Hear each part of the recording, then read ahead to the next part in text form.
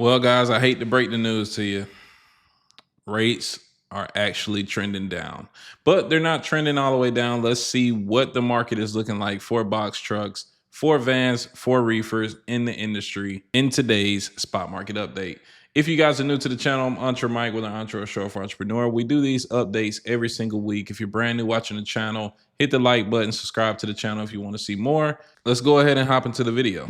Before we hop into the video, I wanted to show you guys entremike.com/playbook, where you guys can get the free trucker startup playbook at any time. It's got all of my partners, all of the steps to sign up in order. Everything from your LLC, EIN, your BOC3, UCR, your FMCSA application. It kind of does everything step by step, even the ELD you need, the load boards. Then also there's a cost per mile calculator that you guys can get for free. If you want to know your true cost before you start your business, this cost per mile calculator can come in handy. You need to know your cost before operating the road. And now let's get back into the video. So it was just a false alarm, guys. Rate per miles are still over $3 a mile. Right now, we're currently at $3.05 a mile. This is primarily made up of vans. Reefer rates are at $3.27 a mile. So you see they came down for the size of the quarter, right? But they're not in a horrible spot. You can kind of see them stabilizing around that 327. And I'd expect this to go up depending on the climate of how many carriers are going out of business, which is going to be pretty interesting when we get to that point. For right now, everything is kind of stabilizing. We've seen a few months of just up, up, up. It seems like we're hitting not necessarily a top, steady. Now, a metric that we always want to check is the outbound tender rejections. This is basically the amount of contract freight that's being rejected. And right now they're at 13%. Usually analysts say that as long as we're over 10%, we're technically in more of a carrier's leaning market.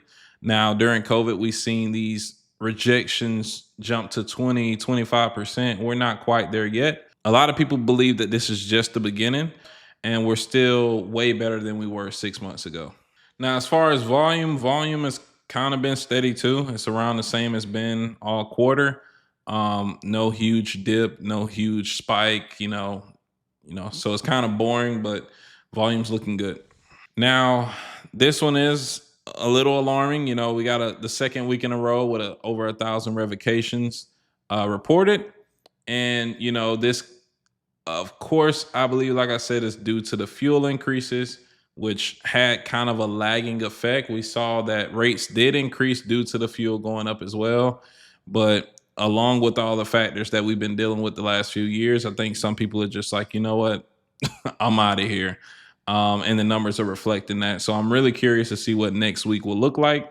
But we're starting to trend up into that, negative carrier outflow. LTL contract rates are just everywhere. They're up, then they're down, then they're up, then they're down. This is the LTL contract base rate per 100 pound reporting. And it's kind of skewed. It's hard to tell. Like I said, I've been seeing a lot of people in the industry saying that this is the best week they've had ever. I saw a hot shotter, shout out to Alex, who said he grossed $14,000 in a week with a hot shot truck. Almost a $14,000 week. That is not too shabby. Pretty good. So I know people are making money, and the LTL is not really going to be tracked all the way accurately. As long as flatbed, reefer, and dry van rates are going up, your box truck and your hot shot rates are going to continue to rise as well. Now, as far as the change in trucking authority, this metric is about the same too, at 214 surplus.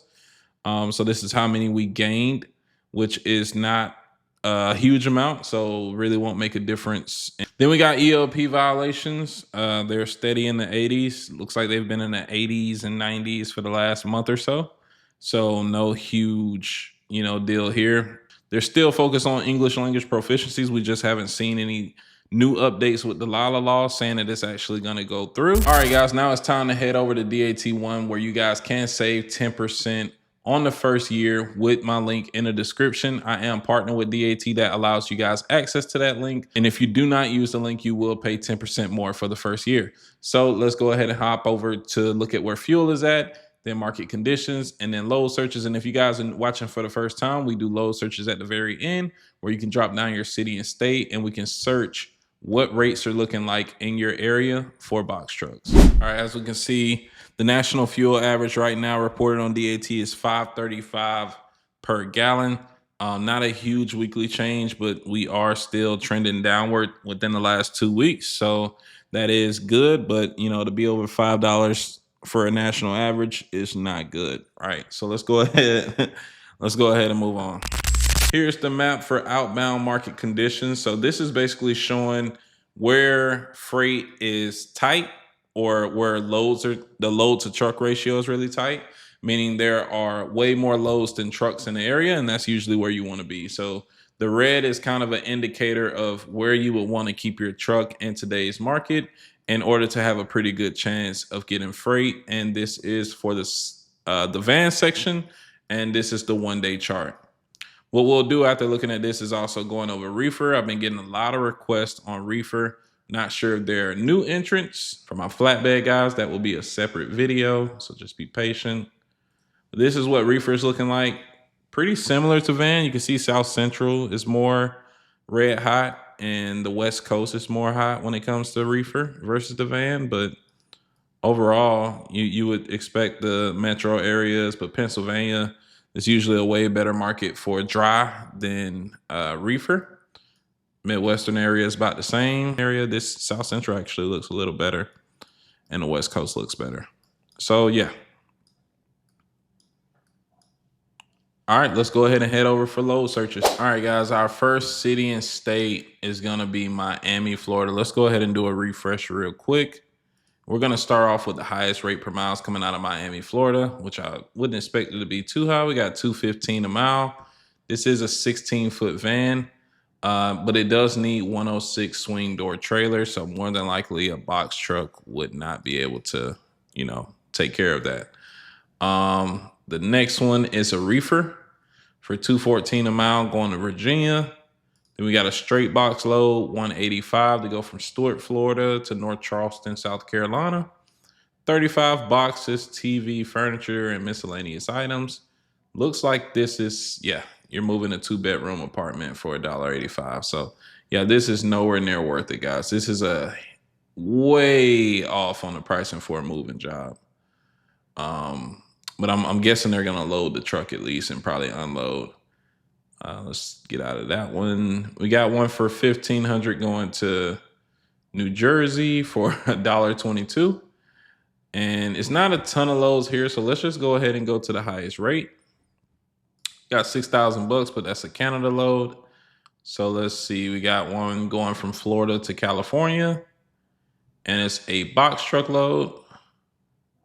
So that's the comment. It's I guess a reefer box truck. It's only 14 feet. 800 pounds, so it's probably just one pallet.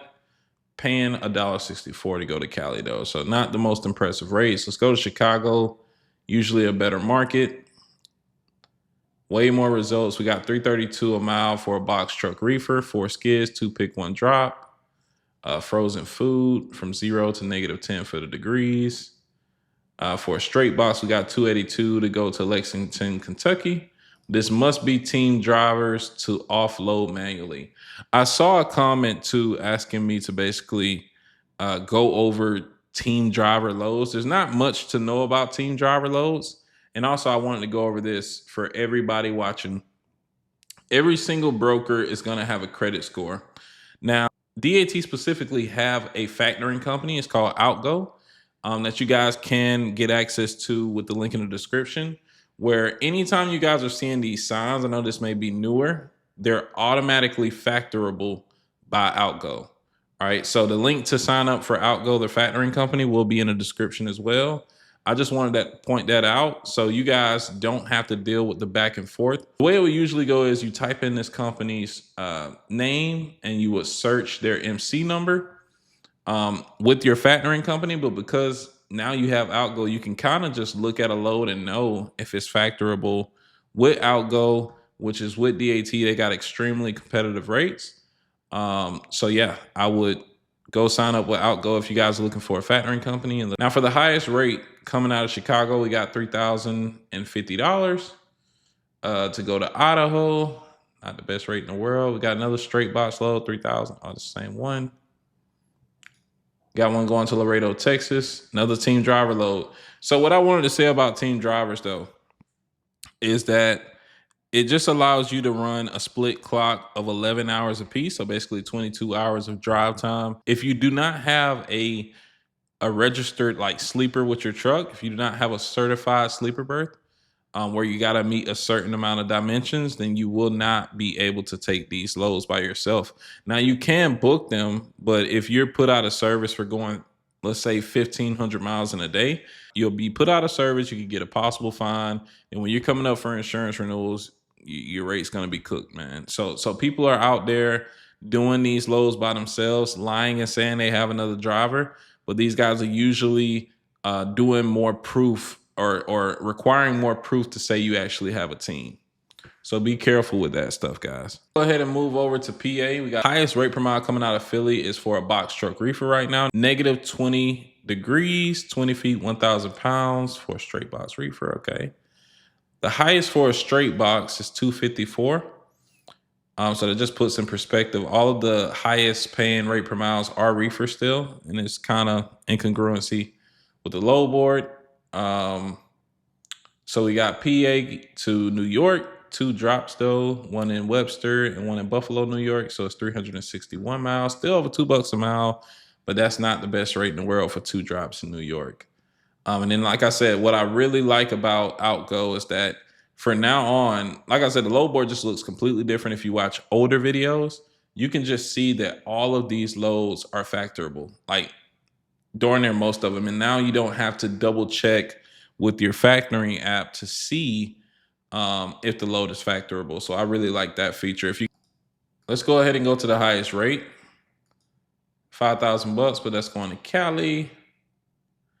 Let's see. We got one going to Utah for a straight box, $3,600, $1.64 a mile. Please call Kevin. Let's go ahead and move on. Got another straight box going to El Paso, Texas. Got a reference ID that you're gonna need when you call. You can see the spot rate is only $1.85 for this lane, but they're only trying to pay $1.35 to get it moved. So, and trust me, for a lane like El Paso, since we're gonna move on, I can just show you it's not gonna have the most freight in the world. Yeah, you had 460 results for PA, and you only got 21 results out of El Paso, so that is not a good rate to be getting out of there. Let's go ahead and move on to Houston, Texas. You got the highest rate per mile coming out of Houston at $2.48 per mile for a straight box. 2 pickups, one in Deer Park and one in Katy, and 2 drops in Sperry, Oklahoma. 8 a.m. sharp in Deer Park, Texas for the pickup. So yeah, that's a lot of requirements, but you know, at least the 2 drops are in the same spot.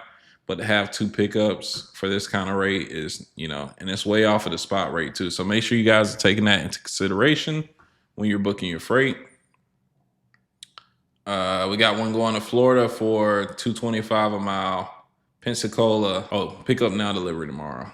And you got tracking required, but you can see here this load is not, you know, factorable. So you probably want to move on to the next. We got another straight box load going to Arizona. 26 feet, 6,000 pounds, paying $2.17 a mile. A little off the spot rate, but the contract rate is at $2.15 a mile. So not the worst in the world. You can see a new result is popping up. We're not going to view that now. Let's go ahead and go to the highest rate. Got 26.25 to go to Troy, New York, a 20-foot partial. You know how that go. 241 a mile. It's Canada. See, we got 2,300 bucks, that same load going to Arizona. So let's go ahead and move out of Houston and go to Columbus, Ohio. And guys, we did not have a ton of searches. So make sure if you guys do want to see your city and state in next week's video, you go ahead and, you know, drop that down in the comment section so we can get it next time. We got Portsmouth, Ohio to Kinloch, Missouri. That's tough, man. Tough way to say.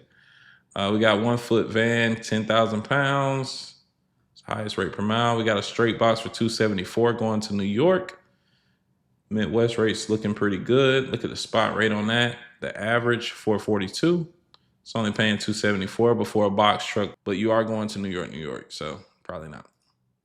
$235 to go to Indianapolis. This is a strong load.